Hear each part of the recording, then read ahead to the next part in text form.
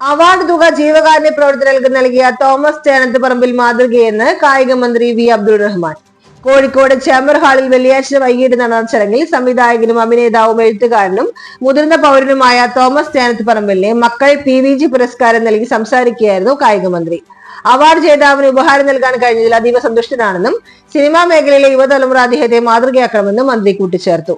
ചലച്ചിത്ര നിർമ്മാതാവും സാമൂഹ്യ സാംസ്കാരിക കായിക ജീവകാരുണ്യ പ്രവർത്തകനും പ്രമുഖ സംഘടനകളിലെ അമരക്കാരനുമായിരുന്ന PVGയുടെ മലയാള ചരിത്ര കാണികൾ മക്കൾ സംഘടന സിനിമാ മേഖലയിലെ സമഗ്ര സംഭാവനയ്ക്ക് തോമസ് ചേനത്തുപറമ്പിലിന് അവാർഡ് നൽകുന്ന ചടങ്ങ് ഉദ്ഘാടനം ചെയ്യാനും പൊന്നാടണിയിച്ച് ആദരിക്കാനും ലഭിച്ച അവസരം ചാരിതാർത്ഥ്യം നൽകുന്നുവെന്ന് Kozhikode mayor doctor Beena Philip ഉദ്ഘാടന പ്രസംഗത്തിൽ പറഞ്ഞു.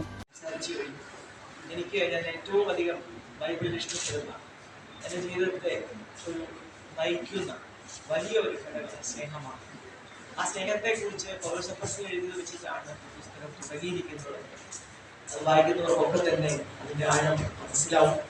പ്രത്യാശയും സ്നേഹവും വിശ്വാസവും ഒക്കെ ഉള്ളവരായിരിക്കണം ജനങ്ങൾ, അത് ക്രിസ്ത്യാനി മതമില്ലല്ലോ എന്ന് ആഗ്രഹിച്ച ഒരു ആദ്യത്തെ കമ്മ്യൂണിസ്റ്റുകാരനാണ് വാസ്തവത്തിൽ യേശുക്രിസ്തു.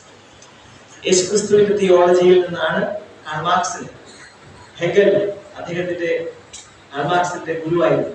ഹെഗലിയൻ പ്രിൻസിപ്പിൾ ഈ ക്രിസ്തുവിന്റെ ആശയം അധ്വാനിക്കുന്നവരും ഭാരം ചുമക്കുന്നവരുമേ നിങ്ങൾ എൻ്റെ അടുത്ത് വരികയും എന്ന് പറഞ്ഞുകൊണ്ട് അവർക്ക് യാതൊരു വ്യത്യാസവുമില്ല എവിടെയായാലും മനുഷ്യന്റെ പ്രശ്നങ്ങൾക്ക് എന്ന അർത്ഥത്തിൽ അതിനുതകുന്ന തരത്തിലുള്ള വളരെ അന്നത്തെ കാലത്തെ വിപ്ലവകരമായ ഒരു തീരുമാനം എടുത്തതുകൊണ്ട് മാത്രമാണ് അദ്ദേഹം രക്തസാക്ഷിയായത്. ഇന്നത്തെ ഭാഷയിൽ പറഞ്ഞാൽ ക്രൂശിൽ കിടന്ന് അദ്ദേഹത്തിന് മരിക്കേണ്ടി വന്നത് 33 വയസ്സിൽ. സാധാരണ ഇത്തരം ചടങ്ങിൽ പങ്കെടുക്കാൻ താല്പര്യം പ്രകടിപ്പിക്കാറില്ലെന്നും അദ്ദേഹത്തിന്റെ ഇവൻ എന്റെ പ്രിയപുത്രൻ എന്ന പുസ്തകമാണ് ഈ ചടങ്ങിൽ പങ്കെടുക്കാൻ നിമിത്തമായതെന്നും ബിഷപ്പ് ഡോക്ടർ വർഗീസ് ചക്കാലക്കൽ പറഞ്ഞു.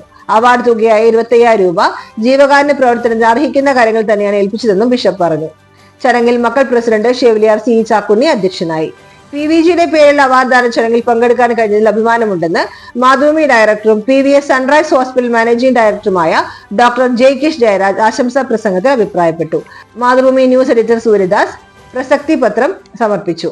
മക്കൾ vice president A Sivasankaran award ജേതാവിനെ പരിചയപ്പെടുത്തി. കാലിക്കറ്റ് ചേംബർ മുൻ president Rafi P Devasi, government dental college HOD doctor Kunjamma Thomas എന്നിവർ ആശംസകൾ അർപ്പിച്ചു. മലബാറിന്റെ ആസ്ഥാനവും പുരാതന വാണിജ്യ നഗരവും ഇപ്പോൾ UN സാഹിത്യ പൈതൃക നഗരം എന്ന പദവി കൂടി ലഭിച്ച കോഴിക്കോട് നഗരത്തിൽ നിന്ന് ലഭിച്ച ആദരവ് മനസ്സിൽ മായാതെ സൂക്ഷിക്കുമെന്നും ഇതൊരു വേറിട്ട അനുഭവമാണെന്നും തോമസ് ചേനത്തുപറമ്പിൽ മറുപടി പ്രസംഗത്തിൽ പറഞ്ഞു. സ്വാഗത സംഘം ചെയർമാൻ AK അസംഗൻ സ്വാഗതവും മക്കൾ കൺവീനർ PI അജയൻ നന്ദിയും പറഞ്ഞു.